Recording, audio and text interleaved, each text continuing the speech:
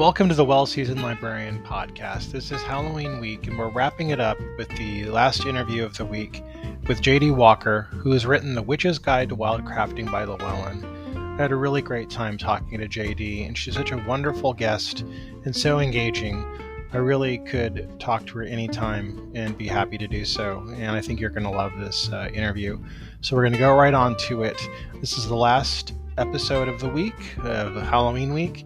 And again, this is J.D. Walker with The Witch's Guide to Wildcrafting, out now from Llewellyn Publications. It's on Amazon and Barnes & Noble for publication right away. And on we go.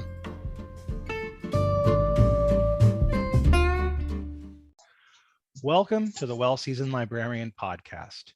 Today, my interview is with J.D. Walker, who is the author of A Witch's Guide to Wildcraft by Llewellyn Press, coming out this year. JD, thank you very much for appearing on my podcast. It's my pleasure. Thank you for inviting me.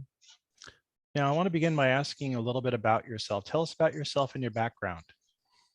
Well, as far as my career or business type background, I've been a landscaper.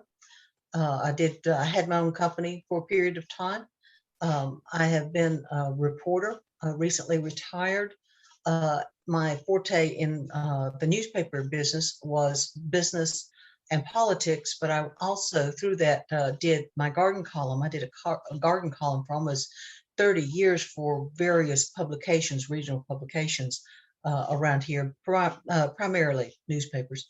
My personal background, I grew up in North Carolina, in a very rural part of North Carolina, so we were always very connected to gardening and being out in the woods, being close to nature, so to speak.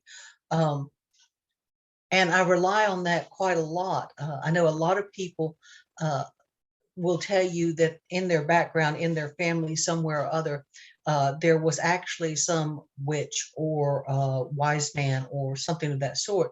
Certainly, I didn't have that kind of support, but I had very open-minded adults in my life. My mother and my grandmother were aware of my interest in the occult, in the pagan traditions, and they kept an eye on what I was reading, but they never really said, "Oh, you can't do that. You're going to hell," or anything of that sort. They were very open-minded about it. So I had the luxury of pursuing that without any kind of intimidation from the people that I was living with, my family. I do come from a large family. There were 9 of the children, and that's one of the reasons why we did a lot of gardening. You had to do a lot of gardening in order to feed so many hungry little mouths. Oh, yeah. I know what that's like. Are you from a large family? Well, I have one now. I have 6 kids. Oh, bless your heart. I hope you've got them out in the garden right regular. Well, I always tell people I had 2 brothers, and my mother fed us, I don't think it was a matter of what she was cooking, but how fast she can get away from the table and keep all her fingers. I remember distinctly. I have 5 brothers, and trying to feed them was just a bear. We ate a lot. My mother would buy potatoes by the 50-pound bag and flour by the 25-pound sack. I don't think you can find 25-pound sacks of flour anymore. Not really. I mean, there's a few places, but you got to look for them. Yeah, I really think you learn to cook and forage and garden when you have a large family. It becomes important. You do. So when I was reading your book, I really enjoyed the foreword by Sarah McDavid. Oh, I'll tell her. And I really like that she mentioned that you created the book because you didn't see anything like it that already existed, which I've heard from a lot of authors. That's the way they kind of had the impetus to write, because nobody else had done it. And I was so struck by it because it's so true. I mean, I'm so sick of seeing books on plants and herbs that all mention European stuff that I'm never going to see. And it's like, oh, thanks for that. so I wanted to say, I really appreciate you doing about North American plants, because I'm like, well, finally. So tell us about how you came to create this and what was the impetus for you to make this book. Well, Sarah and I, she's a dear friend. She owns a New Age shop in Greensboro, North Carolina, and I would help her out there quite a lot. And not long after I got my first copy of Scott Cunningham's Encyclopedia of Magical Herbs, I was leafing through it, realizing that I could source or grow probably 60% of the plants he talks about in there. And since both of us were kind of on tight purse strings at the time, we were looking at it and saying, we need to come up with a book so that if somebody wants to gather their own herbs and really get connected back to nature, they would be able to do that. They would be able to identify them. They would be able to understand when and how to collect them, and then how to preserve them. So we toyed around with it a little bit. We tried to come up with something that we might be able to self-publish, and it just never really worked out in a way that we would feel comfortable with. So then I had the opportunity to pitch the idea to Llewellyn, and thankfully they were interested in it. So they were open to the idea of publishing it. I wanted the book to be practical in nature, because that's pretty much the way I approach life and magic and everything. It does me no good, for instance, to talk about plants that you might find in Europe if you can't go out the door and pick them after I've spent the time telling you how to gather plants, how to preserve plants. And you go out your front door and you can't find a frankincense tree. Right. What are you going to do? Right. So that was the major emphasis. The secondary thought, or maybe I could say a co-thought there, was that I truly believe that you should live your magic. You should see yourself in a magical environment. I've been really struck by some of the books and movies that have come out in the fantasy realm here in the last several years that treat magic as an everyday thing. So Right. you're living next door to a witch or to some magical entity, vampires or something of that sort. And it's not unusual. There's a way that they blend into the community. So I wanted people to get used to that idea that you do live in a magical environment if you simply see it, acknowledge it, and participate in it. Right. I like that a lot. Now, you describe yourself in the book as a wildcrafting witch. For our listeners that may not be familiar with the term, how can you describe the practice and define it? Well, wildcrafting simply means, instead of going to a cultivated patch of land, it might be a raised garden that you have, or if you're fortunate enough to have the space that you could actually grow your own tomatoes or corn or whatever you happen to be interested in, but you've cultivated. Wildcraft means you're taking advantage of what comes up around you, whether that happens to be honeysuckle or pokeweed, or the boxwoods that are growing outside your door. We don't normally think of that in terms of wildcrafting, but even landscape plants can be considered wildcrafted if you go out there to harvest them. They weren't planted for the purpose of magic. They were planted because they were pretty in the landscape, or they served some design function. But you're going to repurpose them, and you are going to look at them as a magical resource that you can use. So you are wildcrafting them.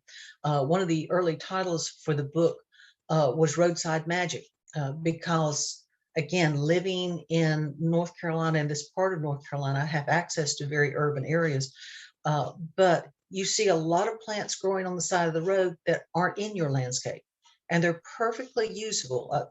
Don't eat them or smoke them or drink them, but you have no idea what could have been sprayed on them. But they're certainly, once they've been cleaned, they're perfectly good for use in magical work and spiritual work.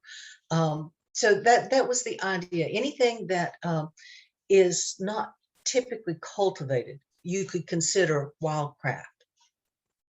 Now, people hear the term herb or herbal all the time, or for our friends in Europe, herb or herbal. You see it everywhere. And it's branded on things in the store all the time. Do most Americans know what the term means? How do you define the term? Well, a lot of folks don't know. As a matter of fact, that was a discussion that we had with some of the editors for the book. What exactly do we mean by herbal? And I go to some pains to try to explain that. On a very surface level, an herb is the aerial portion of the plant, usually the leaf, possibly the flower, and or the stem. And a spice is the seed or the bark, or sometimes in rare occasions the root, like in ginger. So a spice is kind of the tough, chewy part, and an herb is the tender, aerial part. Well, that works fine if you're talking about culinary herbs. But if you are talking about herbs in the sense of magic, we don't really make a distinction between bark and leaf and flower and root. When we say herb, we mean all parts of the plant. We tend to borrow from the homeopathic, the natural medicines community, because when they talk about herbs, they are all inclusive. It's the roots, it's the bark, it's whatever you happen to use. And I think an example I use in the book is that most people would not consider acorns an herb, but there are magical uses for acorns in your work, in your spiritual work, in your magical work. And if you have them sitting on the jar, we would point to that shelf of things on those jars of shelf. Darn, I can't talk now. Those jars on the shelf as all being herbs. We wouldn't make a distinction between the two. So when I talk about them in the book, if I say herbs, that's everything. That's all parts of the usable plant material. All right. So I wanted to ask you, and you touched on this earlier. I always see, and this drives me insane, but I see in movies and on TV, the proverbial witch or sorcerer or practitioner just throwing herbs in a pot or plants in a pot and stirring it with no intent. And it just seems to be kind of mindless, this depiction. What is your take on this when you watch a movie or a TV show? And what's the difference between the reality of real life practice? It's interesting to me because, again, love those kinds of movies, particularly the animated ones. Yeah. Truly enjoy watching them. And I have never in my life, as far back as I can remember, ever believed that just because you threw 2 or 3 things into a pot, that poof, a dragon appeared. Right. It never occurred to me to think that, or that you truly stirred up a potion and drank it and bam, you turned into a wolf. Yeah. It never occurred to me. However, as I mentioned, I do help my friend out at her shop from time to time, and we still get people who come in and say, all right, tell me what herbs I can mix so that I can turn into a wolf tonight. And you go, well, honey, it ain't gonna work that way. Or, I need to be invisible. Well, invisible in magic means you're not noticed. It doesn't mean people can't see you in the literal mundane sense. You're still going to be there. Yeah. But there are certain herbs and spells and things that you can do that make you less noticeable, therefore invisible. So I don't have a problem with those things because people are going to be gullible in that sense, and there's not much we can do about that. I do have a problem when I see celebrities, whether they're musical or film or internet celebrities, trading on it in order to incite, whether they're inciting shock or they're trying to take a jab just to see what kind of reaction they can get. We had a young rapper who did something recently, and I won't get into his name, but the impetus, the impetus was he was going to hell, and then he was the ruler of hell.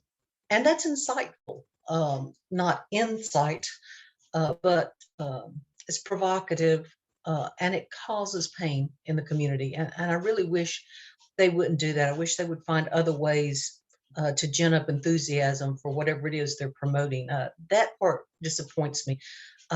if you're gullible enough to believe that you can sprinkle something on a broom and fly from here to the state capitol, well, there's not much I can do for you, but that's just going to happen. Yeah, I often see cauldrons for sale, and I think like if you have a cauldron at home, it's confusing for people that aren't, because they think you're literally going to be brewing it up on the hearth with like you'll be putting random plants in it, and it's like I have to say, no, it's nice, it's part of our heritage, but it's not. I live in a condo, I'm not going to use it. I'm not. Where am I going to use that? So I think Exactly. there's a weird disconnect. The tools that we use, as long as we see them as something that sets the mood, and not magic in and of itself. Again, that is a perception people have. There is, in my opinion, magic in plants. There's a spiritual element to plants that help us achieve our goal, but they're not like batteries that you plug into something and make this thing happen just because you plug the battery in. You have to put your energy into it yourself. You have to direct the inherent energy or magic in the plant. If you are just throwing things in a pot, you might as well be cooking. It might be tasty when you get done, but it's not going to do you very much good magically. Right. So many modern works that describe the effects of plants, mostly European, written centuries ago. I could think of several, but I think we all know the ones we're talking about, like Culpeper's Herbal, etc. Yes. How did you bridge the gap from the old works, all the Latin names and all that stuff, to your modern work? Well, this is something that again gets back to the practicality of it. A lot of the plants that we are familiar with here were imported here. They maybe they came purposefully, like plaintain. Plaintain has a name among Native Americans, I believe, of white man's foot, because everywhere he went, he had it. And it wasn't an accident. They brought it on purpose. It was a pot herb. You could eat it. You could use the seeds from it. So they brought it intentionally. Now it fell out of favor, and we don't use it as a food source anymore. We could, and we can definitely use it as a medicinal source. But a lot of the plants that we have to work with were either brought here, intentionally or unintentionally, from the European continent, from the Asian continent, or they have a similar cousin over in Europe. So what I have trying to do is help people understand what these plants are. And so you pick up a book, and you can pick up Agrippa's book, for instance, and he speaks about violets. Is that the same plant that he would have been familiar with? Well, no, it's not, because they didn't have the American violet, the viola that we have here. They didn't have that in Europe. Now, in this case, you can use either one of them. The one, if you happen to have your hands on an odorata, Viola odorata, you can use that the same way you can use Viola canadensis over here. But in other cases, it's not the same plant. For instance, a lot of people are familiar with the plant St. John's wort. Right. And we know that's a hypericum. You should know that that's a hypericum. So you pick up a magic book, and particularly if it has an English influence of any sort, they may say to you to use this St. John's wort for some sort of midsummer spell. And you immediately think hypericum. That person's not talking about hypericum in all likelihood. They're talking about mugwort. And mugwort had in Old England the name St. John's wort because it happened to come up around midsummer, so around St. John's Day, which I think is June 25th. It's very close to the summer solstice. Yeah. So I'm interested in this because in my landscaping experience, people would ask for certain plants. They would say one thing, they would mean something else. Right. for instance, if somebody would say to me that they wanted to plant, well, one from my childhood is a sweet militia bush. Yeah. Well, what in the world is sweet militia? It took me years to figure out that when my grandmother was saying sweet militia, she meant sweet, the honeysuckle shrub. It's a Lonicera fragmisia, I believe it is. You don't want, if I say plant honeysuckle, you don't want me out there planting Japanese honeysuckle Right, because it's going to run all over your house. But now technically, you can use that honeysuckle bush, the flowers and things from the honeysuckle bush. If you've got the patience to gather those things, because the little flowers on them are about this big, the size of a pea. Right. You can gather those and have that source available in January, February in my area, as opposed to waiting until May or June to get the binding honeysuckle that most of us are familiar with from the yard. So there are two reasons here. I have a fascination from a landscaping standpoint of making sure that the plant I'm talking about and the plant I have in my mind are the same thing, or the plant that I'm telling someone, this is how you grow it, this is how you care for it. And if I happen to be saying yew, Y-E-W, that I'm talking about the yew, the taxus plant, as opposed to a plant out there that's called a false yew, a pseudo yew. If you've got one, you treat it one way. If you've got the other, you treat it a different way. And you certainly do not use the false yew in any kind of magic you would use the taxus, the proper yew. So you have to be familiar with what these plants are in order to know how to use them, or if you're going to grow them, how to grow them in your landscape.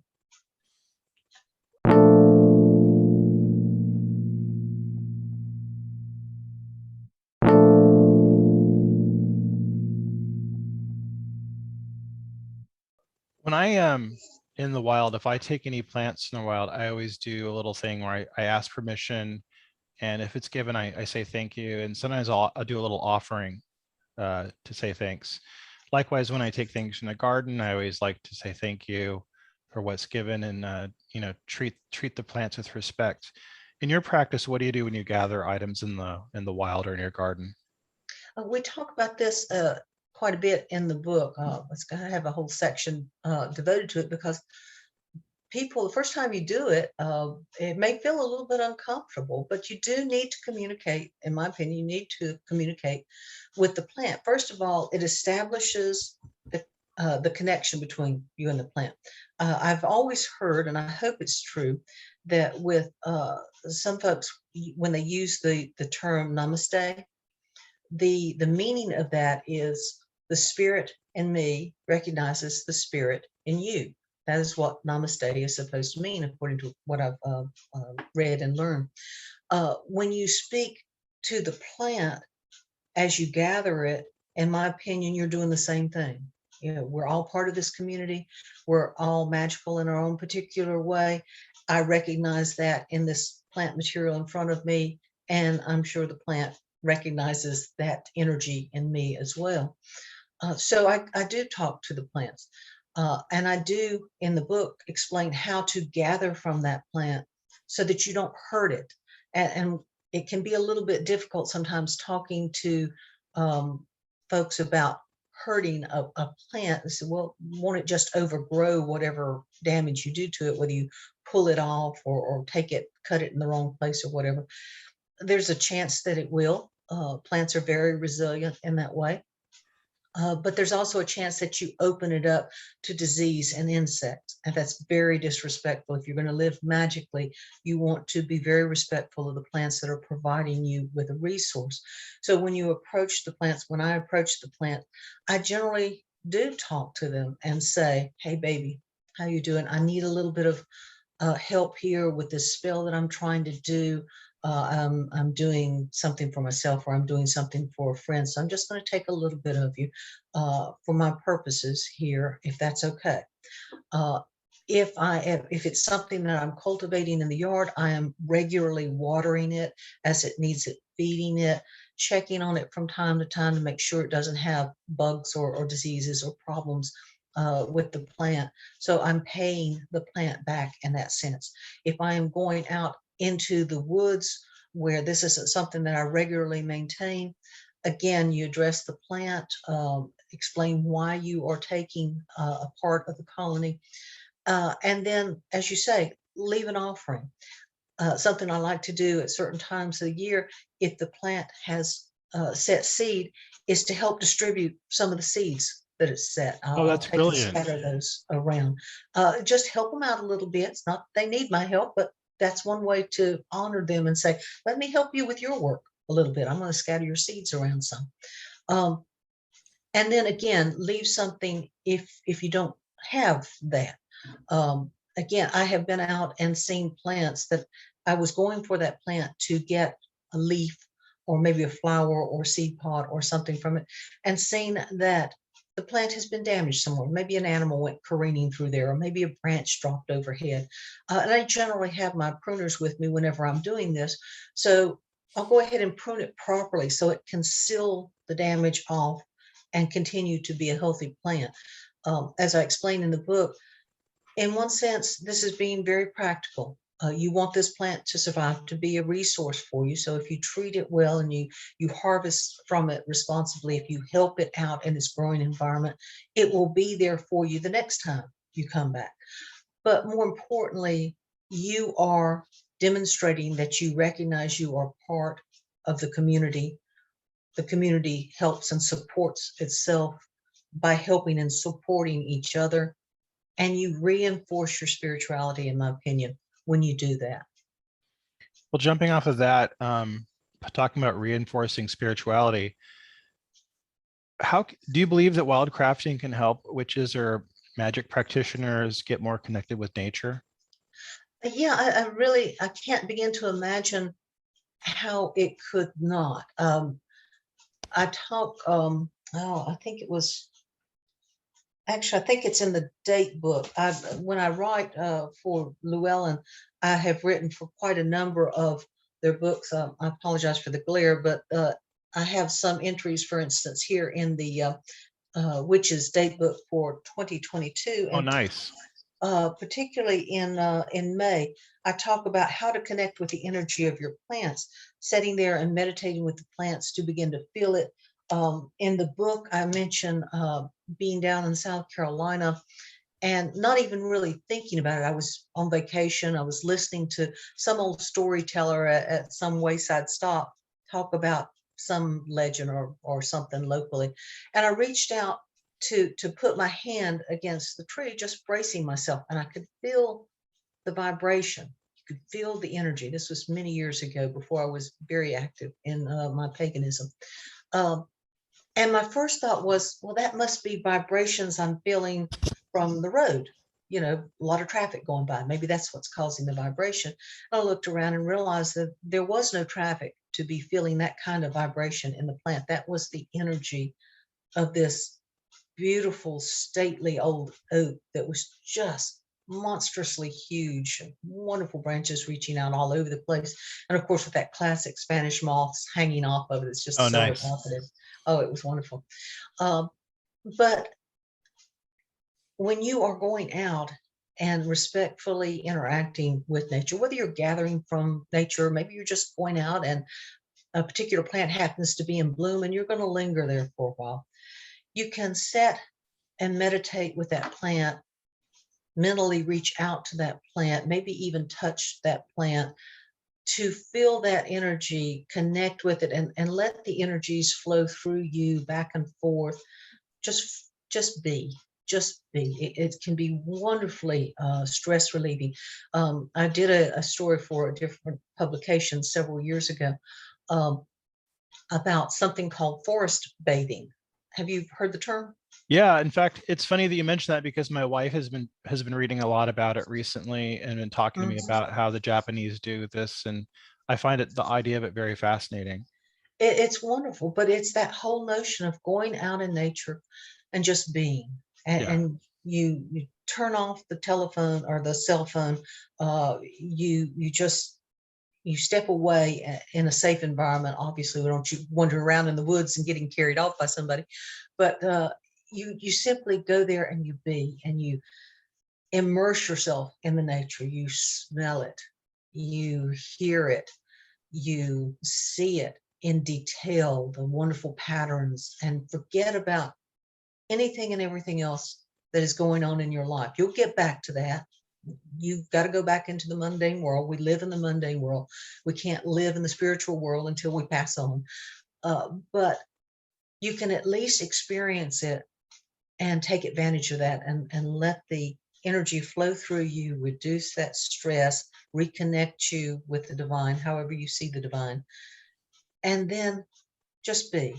And after a while, you gather yourself up and you go back, and hopefully your problems aren't quite as overwhelming as they were before.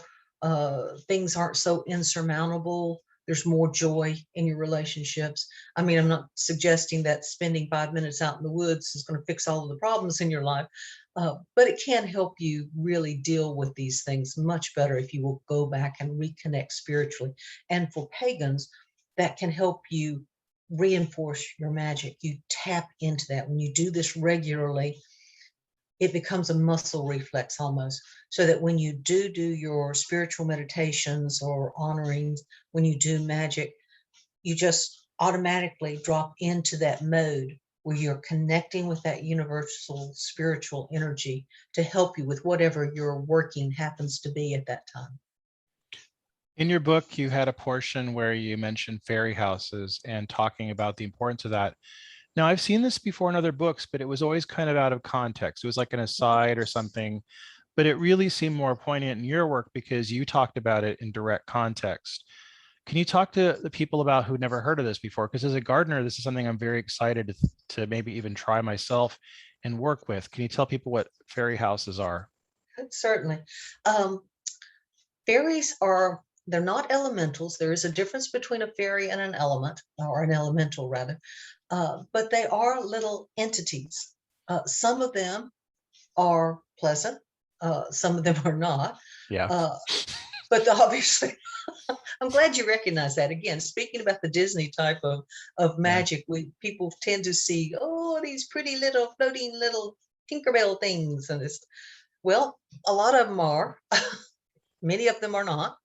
And the other thing that people don't understand is fairies don't give a damn about us. You know, you can set up a relationship with a fairy, but they are air energies.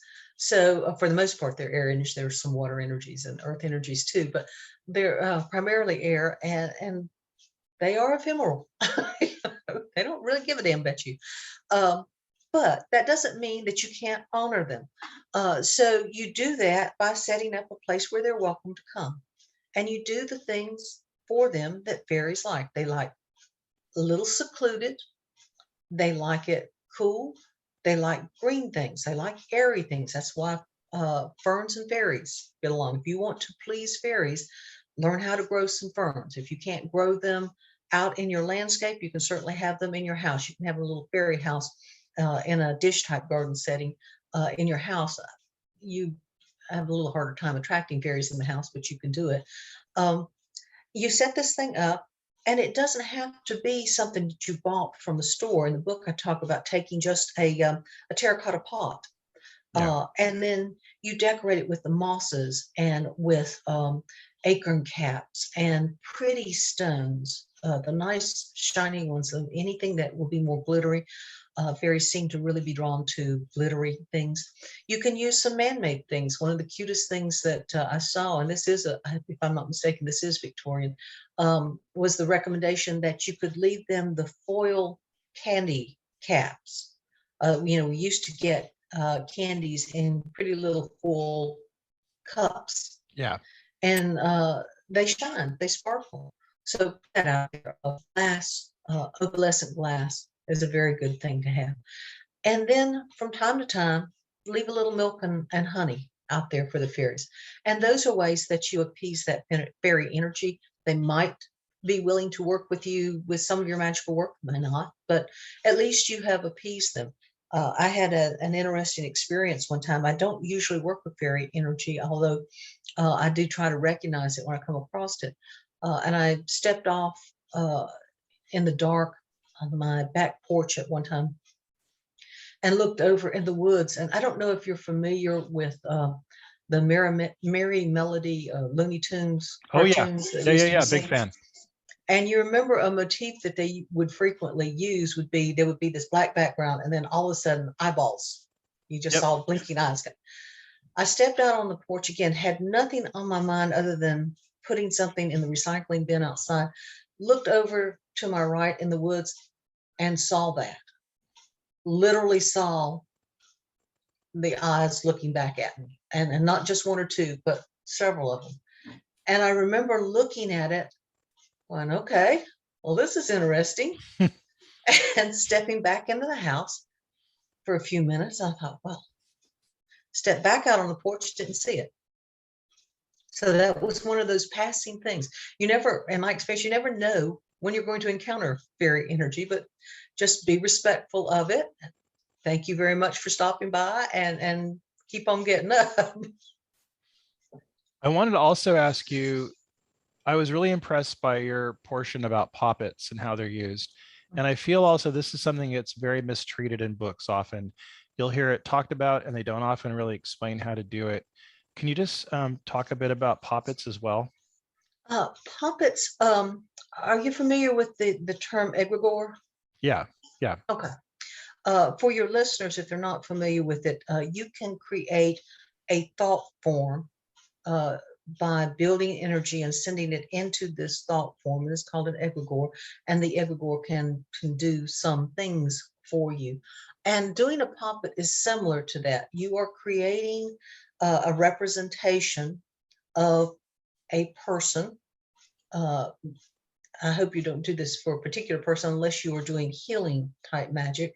right. You can use it if people are most familiar with puppets when it comes to baneful magic or harmful things, but they're very good to use as a representation for good stuff. We talk in the book about how to do a dream puppet for your child. If your child has experienced some discomfort from bad dreams and things. So you create a protective puppet for that child to hold and feel safer when he or she goes to bed at night.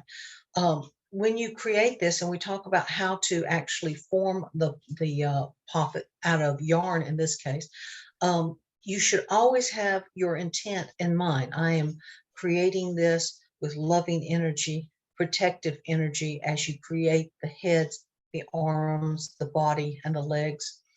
You should insert proper protective herbs. I find that bits of mistletoe are very protective. You can use, for instance, rose quartz and those sorts of things, different things that mean protection. Lavender certainly is a very good thing to use, particularly for children. You can put that in a little sachet, and as you form the head, that packing becomes the head part of the poppet when you make this yarn poppet. And then you do your ceremony where you see this poppet that you've created as a protective energy. It's a representation in the mundane world of the egregore, the thought form that you are making in the magical world, in the spiritual realm. And then from time to time, you can dress it again with lavender. Vanilla is a good soothing, relaxing scent for children as well. Right. Rose, if they like a floral fragrance. And from time to time, you're charging it so that the child can see that as a representation of your loving, protective energy to keep him or her safe from whatever the bad things that they may feel they're experiencing. I know that children are considered to be more sensitive to the spiritual world, but sometimes they simply are experiencing a normal reaction to something stressful in their day. They're not really being attacked by spirits. I have parents who come in sometimes and they are deeply concerned that spirits are attacking their child, and what can I do about it? And we give them some help to help do some sorts of things to help them feel safer and help the child feel safer. And I'm happy to say that most of the time the child isn't being literally attacked by anything bad from the spiritual realm. But having that puppet there, using the right kinds of herbs, investing it with your protective energy, your love and your compassion for that child will make the child feel safer. So if there happens to be some negative energy floating around, this will be protective for it. I'm not saying that that doesn't do you any good. It's all in the child's head. If there's negative energy out there, this will help to surround him or her with a positive protective energy and help that child make it through. And then you take that knowledge and say, oh, I want to do one to help my friend who is going through a tough time in a hospital, or with a chronic condition that they might happen to have, or maybe you have a sense of insecurity. You can do the same thing for yourself, and you are creating a mundane representation of this thing that you're creating in the spiritual realm that will give you that protection, that will help you with the healing energy. Those are the things we most often do puppets for. I don't talk a whole lot about baneful magic because I don't want to encourage that. There's a lot of negativity in the world, but people use puppets for negative purposes all the time. And technically, if you want to get right down to it, you go through the same process if you are going that way. The only time I would recommend doing that is from a protective sense. You can create a protective egregore to help keep you safe. I always tell people that whatever you do on the spiritual realm, follow it up with what you need to do in the mundane world. Right. If you need protection, and again, this is something that we have folks at my friend's shop come in on a sadly regular basis. I need protection from malicious slander. I need protection from an aggressive companion. Then you need to take the steps in the mundane world. You don't just burn the candles and the incense. That's well and good. But if you're not doing something in the mundane world, it's going to be harder for the magic to manifest in the mundane world if you're not doing what you need to do. Cut off contacts with that aggressive person, make better associations with people who are not going to slander you, who are not going to involve you in bad gossip, that sort of thing.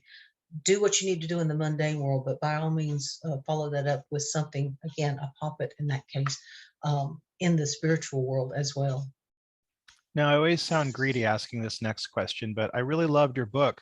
So I want to ask, are you working on anything else right now? Aren't you sweet? Thank you so much. Well, obviously, as I said, I've got things in the next issues of Llewellyn's Magical Almanac, Witch's Date Book, and Herbal Almanac.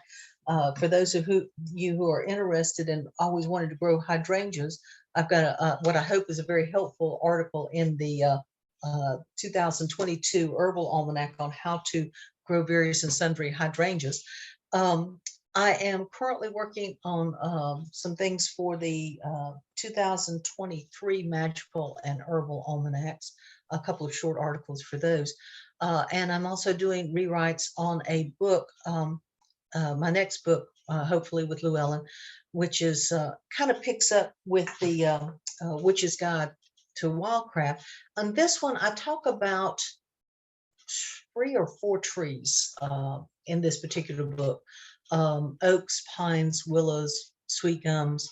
But the next one deals more specifically with trees. In particular, I've become fascinated with the notion of the world tree. Yes. And how that is used. You see people walking around all the time with book bags, and they've got the world tree on there. The Celtic knot tree is a very popular emblem in the pagan community. But if you ask somebody, what does that mean? What is that for? A lot of times, the only thing that they can relate it to is environmentalism, which is great. That's wonderful. The world tree is actually a representation of the interconnection between the spiritual realm, the upper, what some folks would call the heavenly part, the mundane world, and then the underworld. And in different cultures, it has been used to, in different ways, to access those realms. Sometimes anyone can do it. Sometimes any tree will do. Sometimes it has to be a specific tree and a specific person who is trained to use that structure to go and find answers for you or find solutions for you. So right now I'm doing the rewrites for that. I hope that it will be available for being published next year. We'll see. Depends on whether I get all the rewrites done on it. Well, I'm very excited to see that. That sounds really wonderful. Thank you.